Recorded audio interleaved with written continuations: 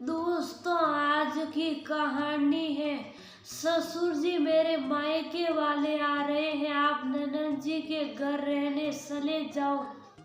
दोस्तों, कहानी शुरू करने से पहले अगर आपने चैनल को सब्सक्राइब नहीं किया हो तो कर लीजिए ताकि आपके पास पहुंच सके हर नया वीडियो। पापा जी, आपने पूरा घर ही गंदा कर दिया। अभी अभी माला ने पोछा मारा था और आपने संपलों के निशान छोड़ दिए। थोड़ी तो समझ होनी चाहिए आपको।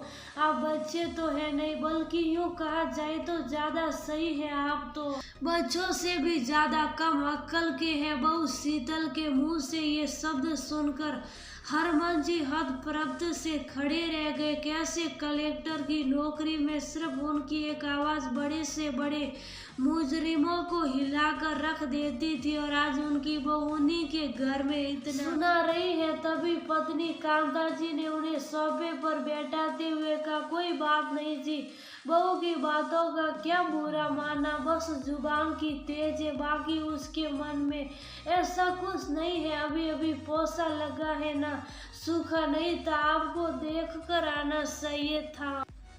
हरमन जी ने पत्नी की आंखों में देखा, जैसे पूछ रहे हो सच में, और फीकी सी हंसी उनके होठों पर तैर गई, लेकिन आंखों के केर थोड़े से नम हो गई। सोफे पर बैठे बैठे ही सोचने लगे, कितने जतन से इस घर को खड़ा किया था, एक एक दिन का अपने हिसाब से रखवाया था इस घरोदे का, ताकि सेवा अवकाश के बाद पति पत्नी सुविधाओं के साथ आराम से रहेंगे। लेकिन आज सारी दुनिया उनके कमरे तक सिमट गई है। कमरे से बाहर निकलो तो कितना कुछ सुनना पड़ता था। उन्हें हॉल के अंदर फायर पिट बनवाया था कि ठंड के दिनों में वह आग के सामने भुनी मूंगफलियां खाएंगे। लेकिन मजाल क्या कि बहू कभी सर्दी में आग जलाने दे, कहती थी कि पूरे घर में राख के कण फैलते हैं, फिर वो चिमनी वैसे ही रंगी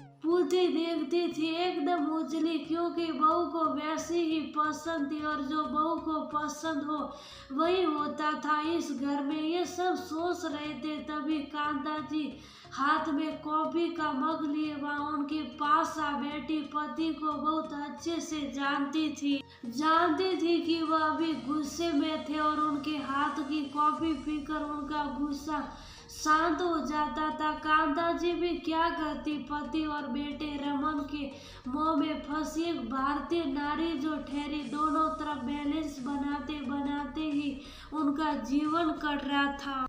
कभी बेटे की सुनती, कभी पत्नी की। माँ और पत्नी का फर्ज निभाते निभाते थक गई थी। एक दिन सुबह शहर से लौटने के बाद पत्नी पति दोनों लॉन में बैठे थे। नौकर चाय रख के गया, 2 की जगह 3 चाय का कप। उन्हें थोड़ा अटपटा लगा, क्योंकि उनके अलावा चाय सिर्फ रमन पीता था और वह उनके साथ कभी चाय नहीं पीता था। उसने उनके साथ बैठना तो कब का छोड़ दिया था, फिर आज ऐसा क्या खास है। अभी दोनों पति पत्नी सोच रहे थे, तभी रमन वहाँ बैठा साथ में चाय पीने लगा। लेकिन अजीब सी सूफी, ये वही रमन है जो छोटा था, तो उसकी बातें खत्म ही नहीं होती थी। हरमन जी कितना भी थके हो रमन के साथ खेलते ही थे। उसकी बातें तब तक खत्म नहीं होती जब तक कि वह उन्हें कहते कहते थक के सो नहीं जाते। आज अजीब सी औपचारिकता ने अपनी जगह बना ली थी। बेटे और पिता के बीच खामोशी इतनी थी कि सांसों की आवाज सुनाई दे रही थी। जब कांता जी से रहा नहीं गया तो कांता जी ने उस खामोशी को तोड़ा। रमन, अगले ही महीने तो शीतल के भाई के बेटे की शादी है ना। हाँ माँ, उसी बारे में बात करने आया हूँ। लड़की वाले इसी शहर के हैं और वह यहीं से शादी करना चाहते हैं। सो शीतल का परिवार शादी के लिए ये घर चाहता है, वह हमारे घर से शादी करना चाहते हैं क्योंकि हमारा घर बहुत बड़ा है, शादी बहुत अच्छे से हो जाएगी। इसलिए मैं चाहता हूँ कि जब तक भीड़ भाड़ रहेगी घर में तब तक आप दोनों दीदी के पास चले जाओ। आप दोनों को भी भीड़ भाड़ से असुविधा होगी और दीदी भी इसी शहर में है तो आप लोगों को कोई तकलीफ भी नहीं होगी। आप दोनों का कमरा भी उनके काम आ जाएगा। ये सुनकर हरमान जी गुस्से से लाल हो गए, फिर भी अपनी आवाज को सीमित करके बोले, बहू के घर वालों को दूसरा घर दिला दो किराए पर, 10-15 दिनों के लिए हम क्यों शिफ्ट हो कहीं और। बेटा, हर शहर में होटल होता है, उनसे बोलो होटल से शादी करे। हरमान जी की बात सुन रमन गुस्से से बोला, पापा आप भी ना गजब करते हो। शीतल के घर वाले हैं हमारे इतने बड़े घर के रहते, उनके लिए दूसरा घर देके अब शीतल ने उनसे कह भी दिया। अब आप लोग अपना देख लीजिए, लो वो यही आएंगे। कहकर रमन एकदम से अंदर चला गया। अंदर से बहू शीतल की आवाज भी आने लगी। लग रहा था कि वह सब कुछ सुन रही थी और उसे रमन जी की बात शायद अच्छी नहीं लगी थी। आज कांता जी की आंखों से आंसू बह रहे थे और हरमान जी ने उन्हें अपना कंधा दिया, जैसे कह रहे थे कि अभी मैं वो सब ठीक कर दूंगा। दूसरे दिन शाम हरमान जी शहर से आए तो घर में बहुत खामोशी थी। पूछा तो कांता जी ने बताया कि बेटा बहू और बच्चों के साथ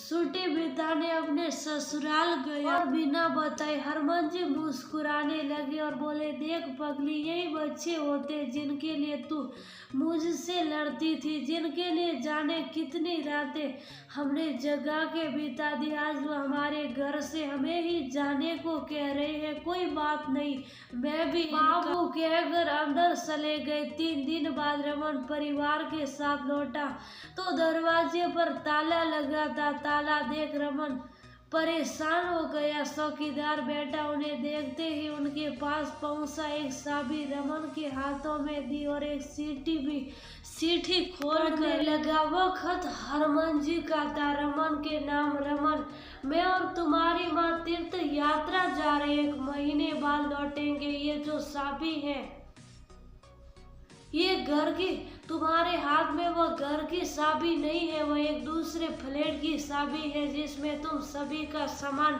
रखवा दिया है। वो फ्लैट मैंने बहुत पहले खरीदा था, तुम्हें नहीं बताया था। पॉश इलाके में है, तुम लोगों के लिए अच्छा है। अगर अच्छा ना लगे तो अपने हिसाब से घर ले लेना जो तुम्हारे और तुम्हारी पत्नी के हिसाब से हो।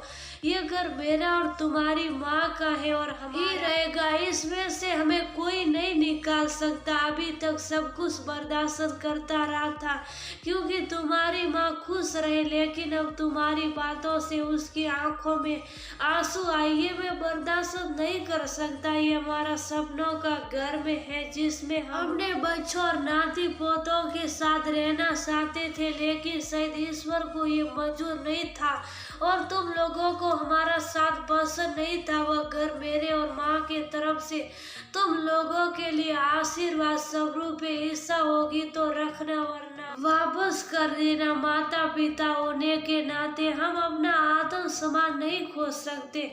हमारे बाद ये घर ट्रस्ट का होगा जो यह वृद्ध आश्रम बनाएगा। इस घर पर तुम्हारा या तुम्हारी बहन का कोई अधिकार नहीं होगा। मैंने ये बात तुम्हारी बहन को भी बता दी और वो मेरे इस फैसले से खुश है। उम्मीदें तुम भी होते होंगे। तुम सब खुश रहो। तुम्हारा पिता खत खत्म होते ही रमन जड़ हो चुका था, आंखों में आंसू थे, लेकिन ये पता नहीं कि वो आंसू प्रस्ताव के थे या बड़े से घर को खोने का या फिर इस एहसास के टूटने का कि पिता की जायदाद अंत में बेटे की ही होती है।